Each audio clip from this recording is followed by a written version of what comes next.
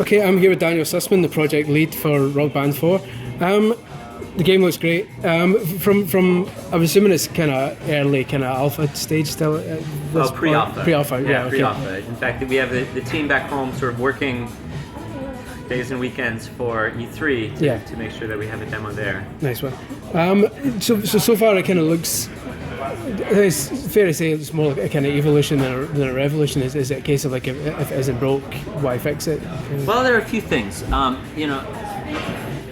One is that actually if you were to compare screenshots side by side, the level of fidelity that we have is far beyond what we were able to deliver for Rock Band 3.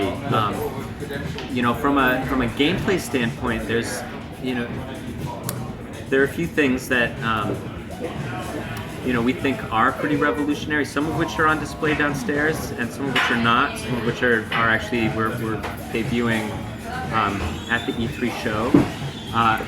All that said, it was really important for us to develop a game that would appear to be familiar to the people that have put their time and effort into getting good at it.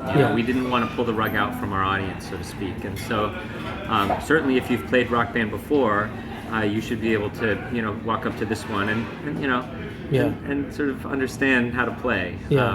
At the same time, we think we do have a couple of features that are new gameplay that sort of move beyond beat match. And I think really the sort of best example of that today is the vocals and sort of what we're allowing singers to do in terms of singing off script and kind of coloring outside the lines and bringing their own character, their own flair to the performance. And without giving too much away, we have elements of that applied to the guitar, which we're very excited about, and some of the other instruments as well. I apologise for instantly kind of bringing up the other game, but they're obviously trying something very different. What's your take on that? Is it kind of like you should stick with what, as you were saying earlier, it's kind of best to stick with what works? Or? Well, it's funny. It's like, for me, certainly with Rock Band 3, we introduced new peripherals, and what we saw was that it was very disruptive, actually, that there were people who, didn't want to learn how to play the game from scratch, and so, at its core, I think this is a beat match game, and I think what we're looking to do with Rock Band 4 is develop gameplay that is genuinely novel, that's not just sort of a surface level innovation, if you will, and I don't mean that as a crack, it's like, really, there's, a very rigid type of gameplay here, a note comes down the track and you hit a button when it's in the target, and there are elements of Rock Band 4 that definitely play into that model. In fact, most of the game, and yet we have a few things where we're allowing you to go off script, and I feel like that is, that's really where we've put a lot of our focus. So in terms of, our approach, really we sort of, we're trying to make the best game that we can, and but the chips fall where they may. We can only control so much. Yeah. Is it nice to have the rivalry, or do you kind of wish that you'd kind of been unopposed this time? You know what?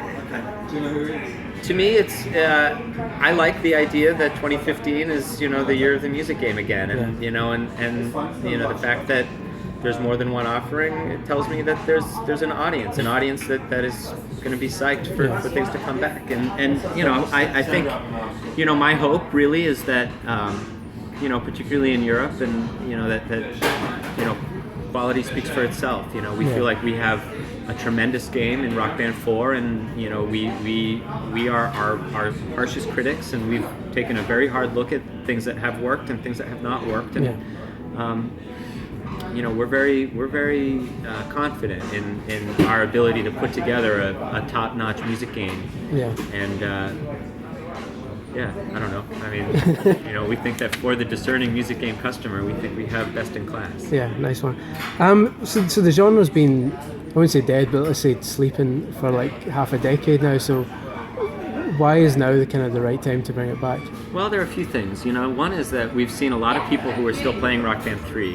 It's like we see this through some of the server stats that we track. And, at the same time, we're watching people move from 7th gen consoles to 8th gen. Yeah. And video games are one of the few sort of media forms or art forms, if you will, that are made obsolete when technology changes. It's not like, if you only have a movie on VHS, you can't watch it on whatever the new thing is, And so, we feel like Rock Band is a game that deserves to be there, as technology evolves, and it actually affords us sort of a whole suite of tools that we can use to improve the game.